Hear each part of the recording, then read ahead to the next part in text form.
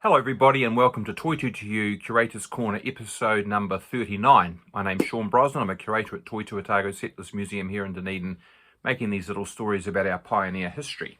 In the last episode we talked about the shortages of basic goods that made life in Dunedin pretty hard for the pioneer settlers for the first few years. And on top of that there was another element that added to the unpleasantness that sometimes was part of their life, and that was the sense of social disharmony. Now this came as a bit of a surprise to many early settlers because the whole theory on which the Otago settlement had been based was Edward Gibbon Wakefield's theory of a class settlement, that in Dunedin's case envisaged a tight-knit community united around the common commitment to Free Church Presbyterian values. That might have worked if the Otago Association had been able to recruit enough Free Church Scots to fill the immigrant ships they sent out to Otago.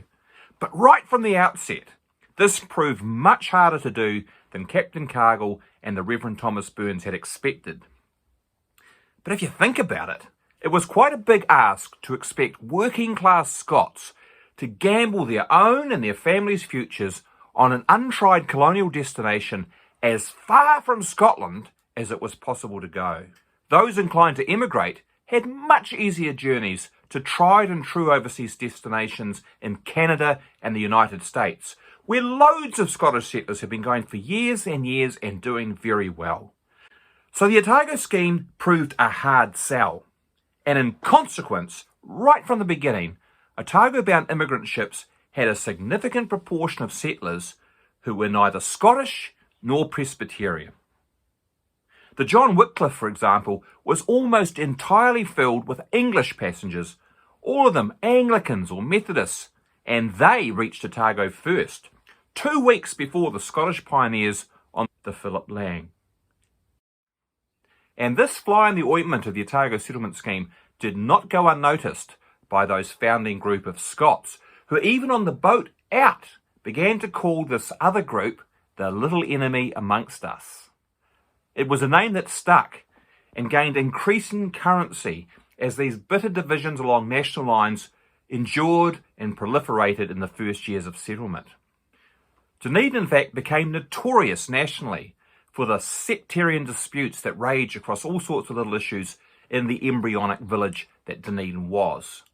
And in the end, that reputation reached Britain as well.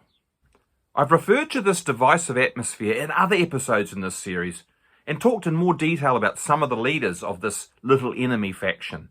Men like Charles Kettle, Henry Graham, Dr. Manning, John de la Condamine Carnegie, Alfred Chetham Strode, Judge William Valpy, and Dr. Robert Williams.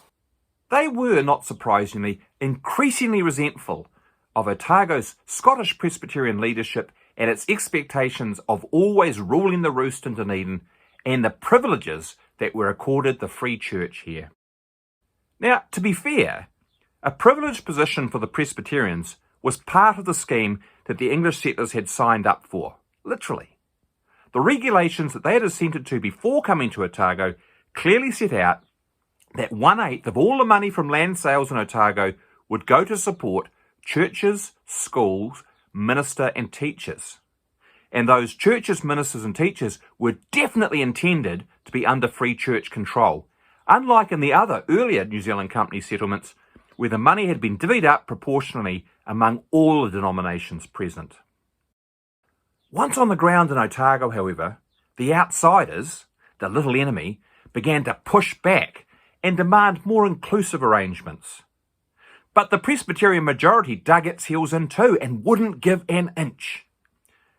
It created a fraught social environment, notwithstanding that everybody had to work alongside everyone else in the tiny village setting that was early Dunedin. But hence the vitriolic debates in public meetings and the equally strident letter campaigns that were waged in the early newspapers. Things came to a head, though, in 1851 after the failure of the New Zealand Company. This provided a long-sought opportunity for a new political structure to be implemented in New Zealand that might just give Otago more power to determine its own affairs.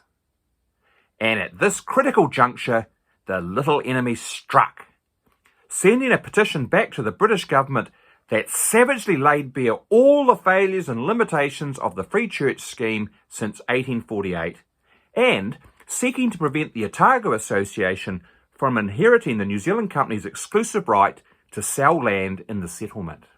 The Free Church group struck back in kind, lambasting the Little Enemy men as liars, schemers, traitors who were undermining all that had been achieved by such hard work over the preceding 3 years. And when the names of the petitioners emerged much later, the Otago witnesses got stuck in, castigating them as a bunch of bums. Can even Mr. Carnegie deny that it is signed by 15 or 16 runaway sailors, by a few persons who have been in trouble because of petty larcenies, and by every shagroon within the district?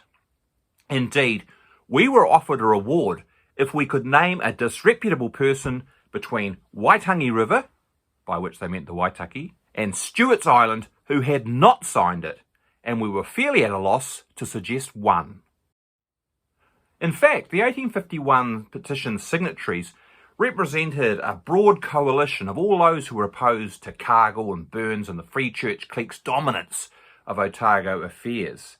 And if there were a few old whalers and miscreants among them, didn't they deserve to have their point of view represented as well? So, when you read in the daily paper of squabbling at the city council, of tempers getting out of hand and insults and character abuse being tossed about, just remember there's nothing new under the sun.